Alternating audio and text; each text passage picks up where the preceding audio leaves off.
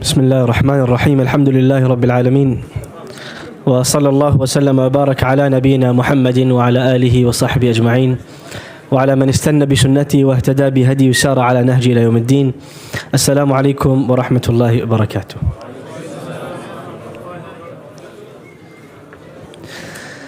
The greatest example that we have ever seen in our life, the greatest one we want to follow, the role model, the one we love more than ourselves, he is the topic of our conversation today, the Ramadan of the Prophet Muhammad sallallahu alaihi wasallam. When the Prophet Muhammad sallallahu alaihi wasallam's Ramadan is mentioned, there are some activities, some qualities mentioned about the Prophet sallallahu alaihi wasallam. Some things that would occupy his mind and some things that he would occupy his month with. And some things are just unsaid. They're not even described. And let's talk about those things first. What did the Prophet ﷺ eat in Ramadan? What food did he consume? Because for you and me, as the month draws near, that is the first thing on our mind. Because for many of us, Ramadan is the month of feasting, not the month of fasting. It's not the month of i'tikaf, it's the month of itikaf. I thought about that one all by myself. Trademark, inshallah. And so for many of us, in many cultures, Ramadan, when Ramadan comes, there are special food dishes that are reserved for Ramadan. Special fried objects, special fritters, special sweet dishes only for Ramadan. Ramadan has become a feasting festival. A month in which we meet lots of people, we eat, we fill our bellies, we get too exhausted for Taraweeh. The Prophet ﷺ, his norm when it came to eating was that nothing would be cooked in his house for months on end.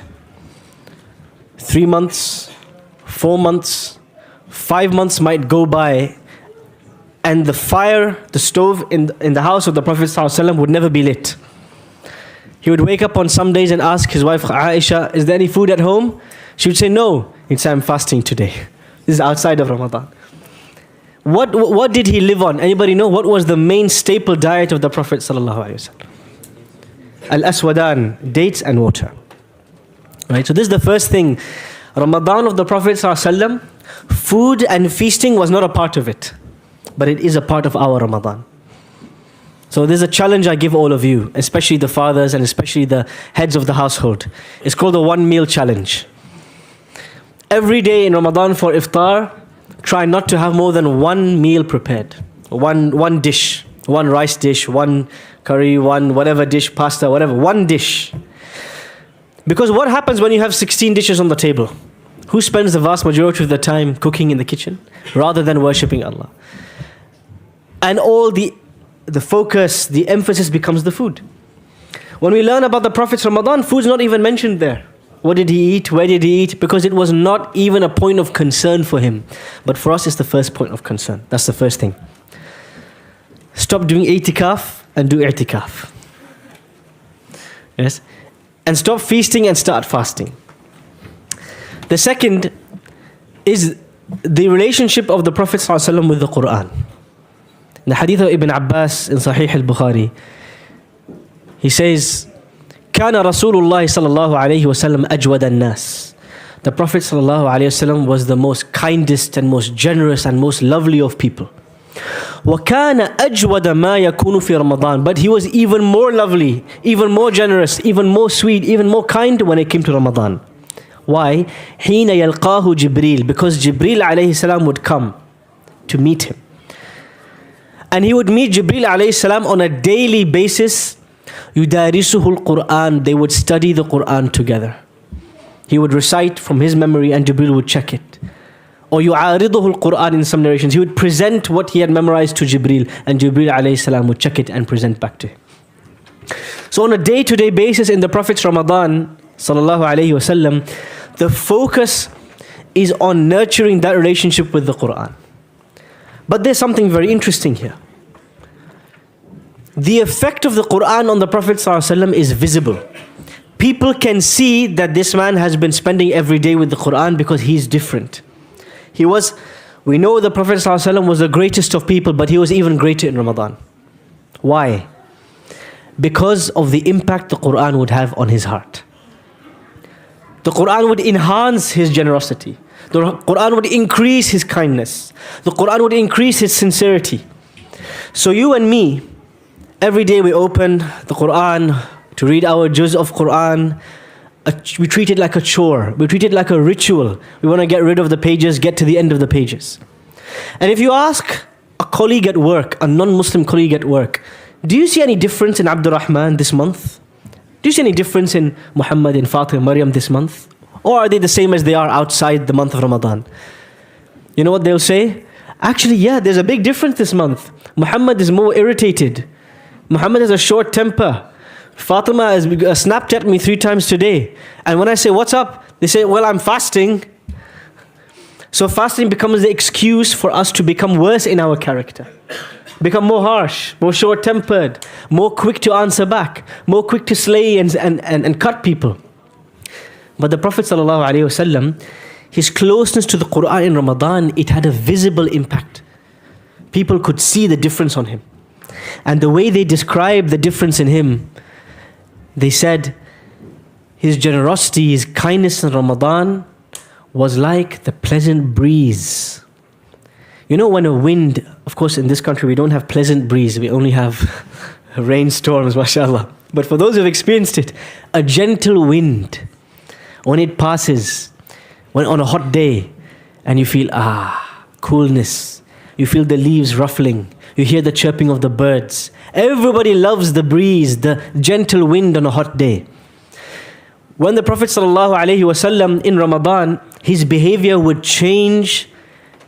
Ibn Abbas says it was like the pleasant wind that would pass by. Everyone would be touched by it. You know, if the wind passes by here, it will touch all of us, right? We'll all feel the wind on our skin, on our surfaces. When the Prophet ﷺ had a daily connection with the Quran and his Quran teacher Jibreel alayhi salam, it had a difference in every moment of his life and it touched everyone around him. You and me, this Ramadan. A non-Muslim should be able to tell the difference in you and me this Ramadan. They should be able to tell, I don't know what's got into him or her, but this person has started to behave extremely patiently, extremely kindly, so punctual, so generous, so soft-spoken, so pleasant to be around, like the pleasant breeze. Someone who's a non-Muslim should be able to tell. That is the Sunnah, that is the Ramadan our Prophet ﷺ lived. That people could not tell he was fasting because he was agitated and angry and irritated. They could tell that daily he is taking from the light of the Quran and that light is spreading everywhere in his behavior. كَانَ أَجْوَدَ مِنَ الرِّيحِ الْمُرْسَلَةِ, as Ibn Abbas says, he was even more sweet and pleasant than the beautiful breeze. And the way you can check is that every day when you recite or reflect or memorize the Quran in Ramadan, whatever your goal is with the Quran, you have to ask yourself the question, has the Quran affected my behavior today? Or has it just gotten stuck in my throat? The Prophet ﷺ, when he was criticizing some people, he says, يَقْرَؤُونَ الْقُرْآنَ لَا يُجَاوِزُ تَرَاقِيَهُم. There will be reciters of the Quran, but the recitation will never go past their throat. Is the Quran for you and me just something nice to recite, to make some nice sounds with? Or is there a visible impact on your behavior? Ask your mom, ask your father, ask your friends, your housemate, your cousins. Can you see any difference in me? If not, this is not the Prophet's Ramadan. This is not the way the Prophet ﷺ lived the Quran. He lived the Quran. He didn't just recite it, he lived it. Even if that slows down your recitation, even if that slows down your progress in reading the Quran, if it impacts your life in a way that everybody can see, you are now living the Quran as the Prophet ﷺ lived the Quran. The third part. So I said number 1, fasting, not feasting. I'tikaf, not itikaf. MashaAllah, that's good memories. Number 2, the Quran should have such a visible impact on you. Everybody should be able to tell, this guy is reading the Quran, man. Look at him. Look at how he talks to his neighbor. Look at how he serves his family. Look at how he talks to his kids. MashaAllah, look at this person. Look at the way they're in the masjid. People should be able to tell the Quran is changing you, is transforming you. Otherwise, our relationship with the Quran is superficial. It's surface level. And the Prophet ﷺ, the man we describe, the greatest man to walk this earth. He complained about people like that. وقال الرسول يا رب إن قوم اتخذوا هذا القرآن مهجورا. The Prophet will complain on the Day of Judgment, "Oh Allah, my people abandoned the Quran." He will complain about you and me. We abandoned the Quran. Because abandoning the Quran is about not acting on the Quran, not letting it change you, impact your mind and your body, and just sufficing with just the recitation. I'm not saying that you are sinful by reciting, but I'm saying it's not enough. That is not the way the Prophet ﷺ engaged with the Quran. We have to act on it. It has to show in our actions, in our behavior. The last thing I want to mention, the third and last thing I want to mention about Ramadan of the Prophet ﷺ is seclusion, i'tikaf. The Prophet ﷺ lived for 9 Ramadans. In 8 of these Ramadans, the last 10 nights, he would live and stay in the masjid. And in the last year of his life, it was for 20 nights.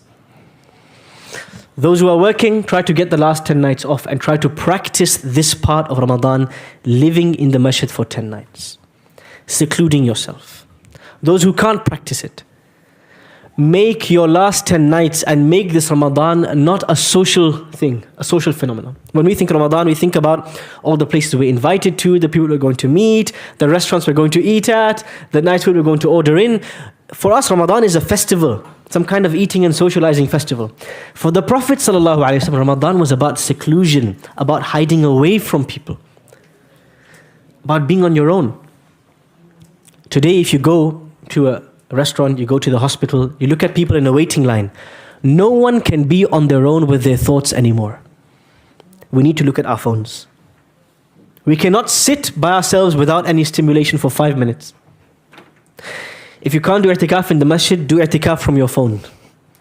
Seclude yourself from social media, deactivate the socials, get away.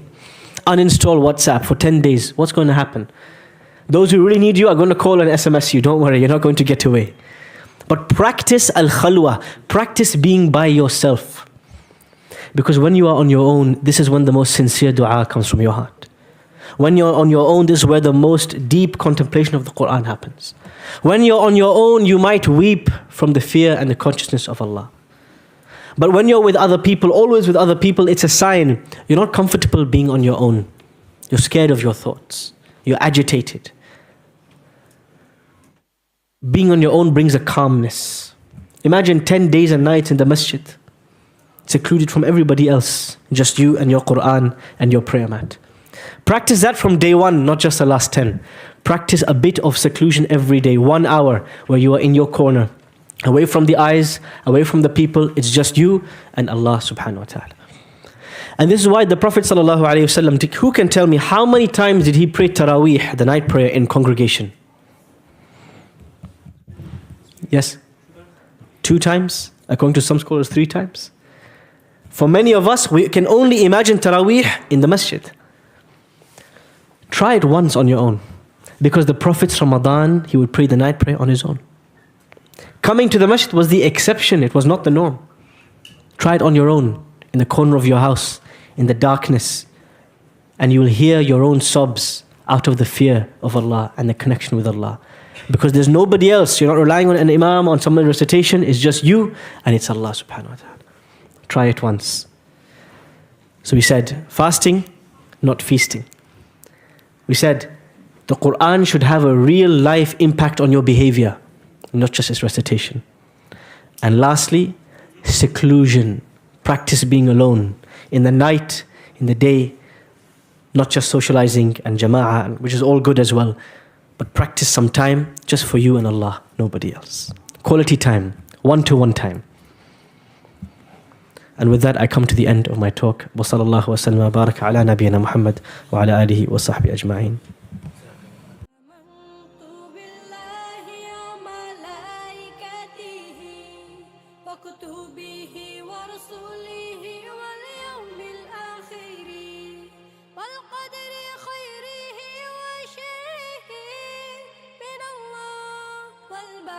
بعد الموت